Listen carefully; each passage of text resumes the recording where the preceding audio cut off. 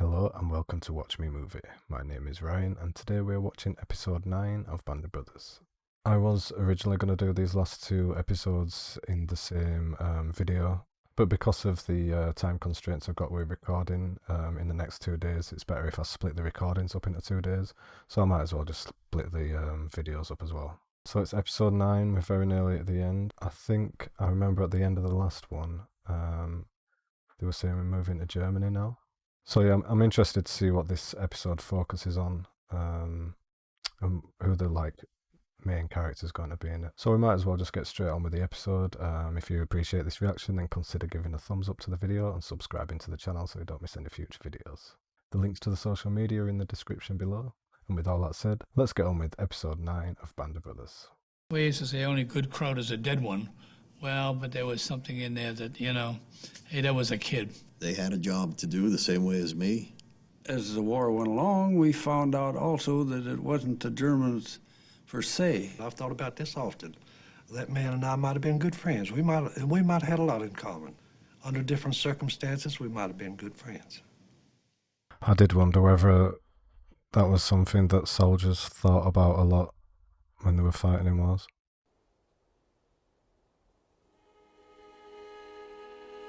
I love that opening. I love establishing a scene on a really tight close-up. Still in that same shot, just rotated away from it to reveal everything. The same shot moving up.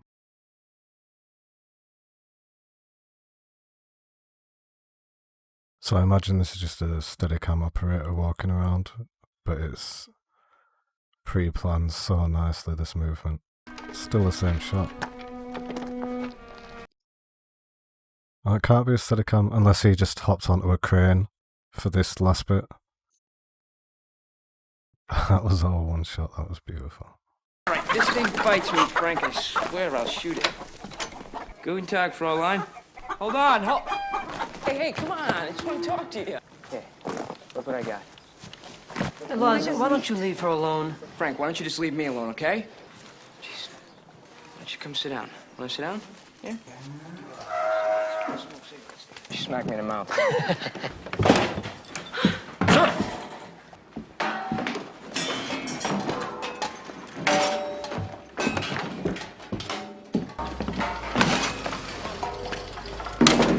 Folks are sure gonna have quite a collection by the time you get home, sir. Finders keepers. Dog. You're probably the only man in the 101st with 3 combat stars over his jump wings. Not bad for someone who's never fired his weapon in combat, huh? Not even with all the action we've seen. Not around. How'd it go this morning? Took a direct hit over the drop zone. I got out, 2 others got out. Well, tough situation. Oh, for yeah, you. the boys. Yeah, it's terrible. Oh, well, it wasn't me. Guess who gets to write all the letters home? And how is the good colonel? Concerned? Had a problem up at regiment? What, this? Is that what he said? Sink is transferring you back down to Battalion S3. What do you think I should write to these parents, Dick? Our sons died as heroes. You really still believe that? Don't you? Hey, Oklahoma, where the wind comes, sweeping down the plain, the wind comes right behind the rain. So when do you think we're gonna jump into Berlin, see some real action? You want to go home with a Congressional Medal of Honor or something? Oh, I just thought I'd ask. Yeah, don't think. Hey, O'Brien, relax, would you? I'm trying to read.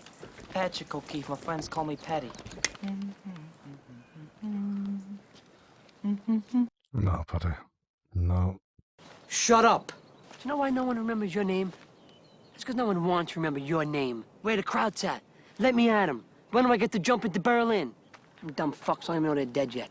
Germany is almost as good as being home. So quit asking about when you're gonna see some action, will you? It's been 2 years since I seen home. It's fucking war. Nix. No, I'm out.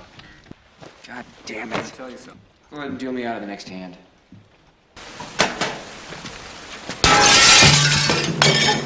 Damn. I'm having some trouble finding some whiskey. Fat 69.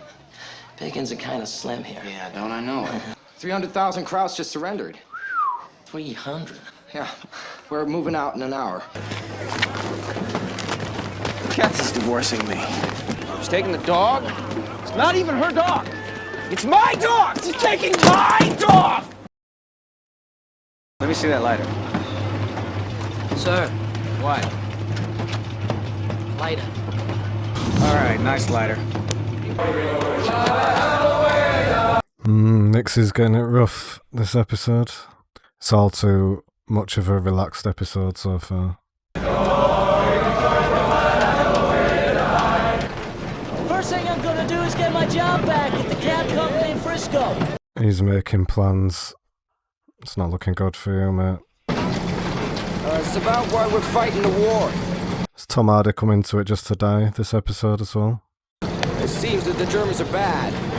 Hey, Frank, this guy's reading an article over here that says the Germans are bad.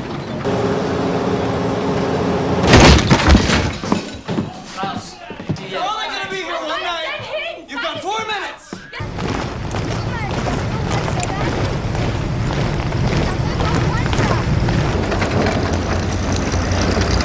So weird. Hey, you! Say hello to Ford and General fucking Motors! Look at you! Give it a rest.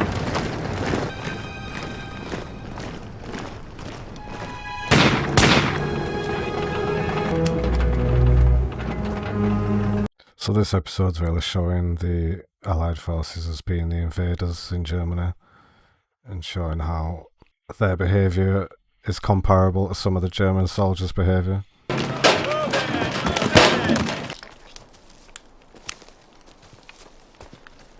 Hey, George. Kind of reminds you of Bastogne. Yeah. Hello? I thought that clock ticking was in my room then. That's placed really weirdly in my headphones.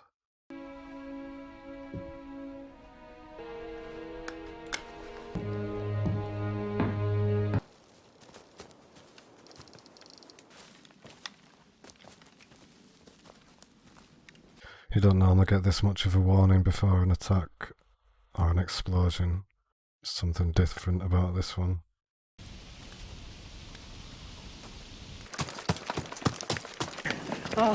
We found something.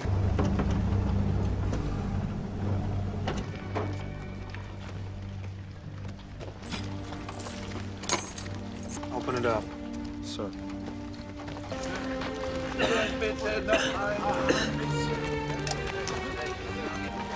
Lipton, find me Lee guy. Yes, sir.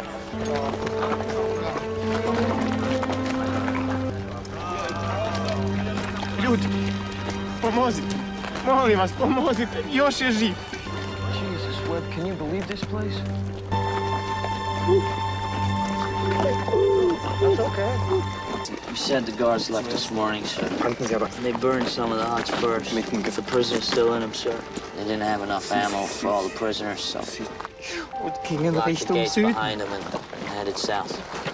Ask him what kind of camp this is. He says it's a work camp for doctors, musicians, Schreiber, Schneider, tailors, clerks, farmers, intellectuals, I mean normal people. They're Jews.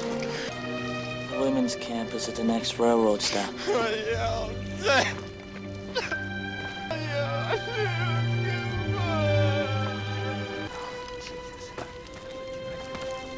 I totally forgot that, like, when they were fighting the war and stuff, they didn't even know about these camps, at least to this extent.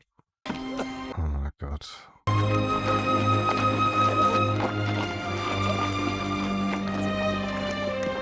Keith?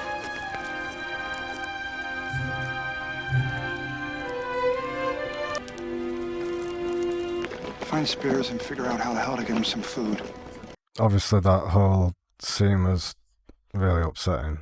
I was just trying to concentrate on the camera work because that was Shut up! Hey, Shiva! Shut up, you Nazi fuck! How about a human being? Are you one of those? Or are you gonna tell me that you never smelled the fucking stench?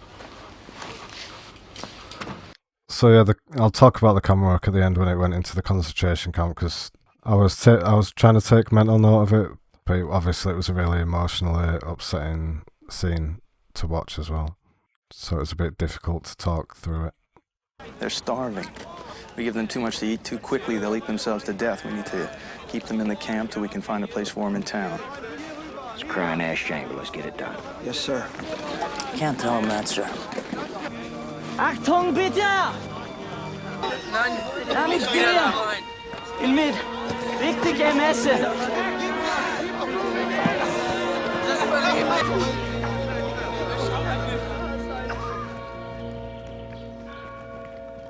Seems the Russians liberated one a lot worse.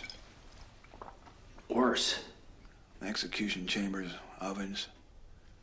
Locals claim that they never even knew the camp existed. They're gonna have a hell of an education tomorrow. Wonder if there's a reason that they've made the clock ticking in scenes with him in this episode really prominent in the sound mix. Because that's the second scene and the clock's been ticking. Is it suggesting that he's a ticking time bomb? Or that he's got limited time left?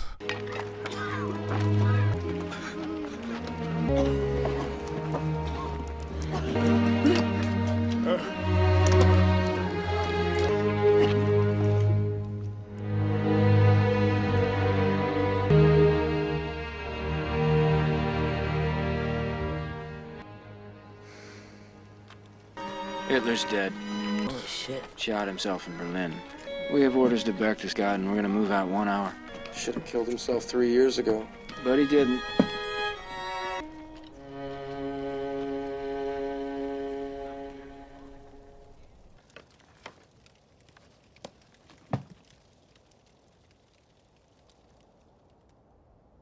Okay, and that was episode 9. That was a heavy episode. I'm not sure if you're going to be able to tell in the reaction, but that was quite difficult to watch. It's funny so far in this series. It's been a very serious series, and there's been plenty of tragic events and loss and all that sort of thing.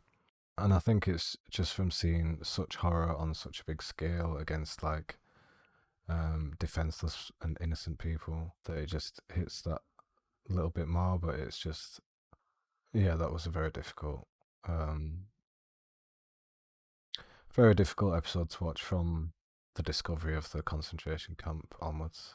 But yeah, so the camera work in that episode was especially good throughout the whole thing, the way it linked together as well, with starting on the violin, twirling away from that to see all the horror, having the complete episode go on, and then coming back down to finish on the violin and putting it in the box after the music has ended. I'm sure if I was sort of more educated in musical terms, that I might be able to make a link between the symbolism of that violin performance and the theme of the rest of the episode, possibly. Maybe someone can enlighten me towards what that might be.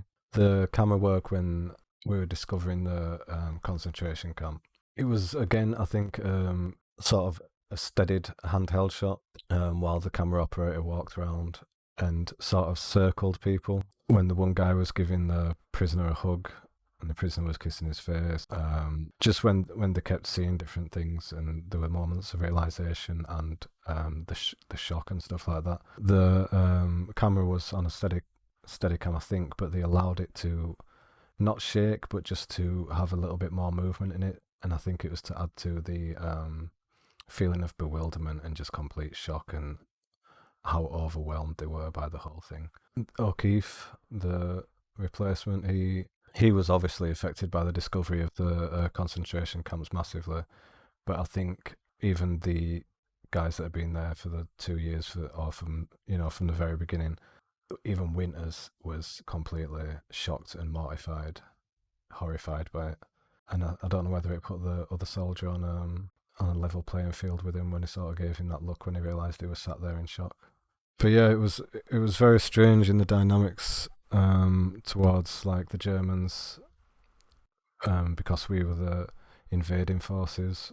You know, they're the enemy country at that time. You could see the lines being blurred between like an enemy civilian and the enemy soldiers. They were understandably at times finding it difficult to separate the actions of the Nazi soldiers from the actions and intentions of the ordinary German people. And it was like when Webb had the was it the butcher guy, when he had him at gunpoint and he was saying there's no way he didn't know this was going on and he did nothing and all that sort of thing. It's all very understandable feelings and things to feel. But then, you know, what could the German guy have done about it anyway? So yeah, very complicated and interesting dynamics going on throughout the episode. And I think the writing was done particularly well in this one. And I'm not saying I enjoyed this episode because it was horrific, but I can definitely appreciate the writing and the cinematic choices in this episode because they were really clever, subtle, and just really intelligent filmmaking for this episode. So yeah, it was a tough one to watch. I can't say that I enjoyed it, but I definitely appreciated it. That'll be it for this episode. Next episode is the last one, and we'll be finishing up the series. So all that's left to say is if you appreciate this reaction, then consider giving a thumbs up to the video and subscribing to the channel so you don't miss any future videos. The links to the social media are in the description below. And with all that said, thanks for watching, thanks for being here, and I'll see you next time.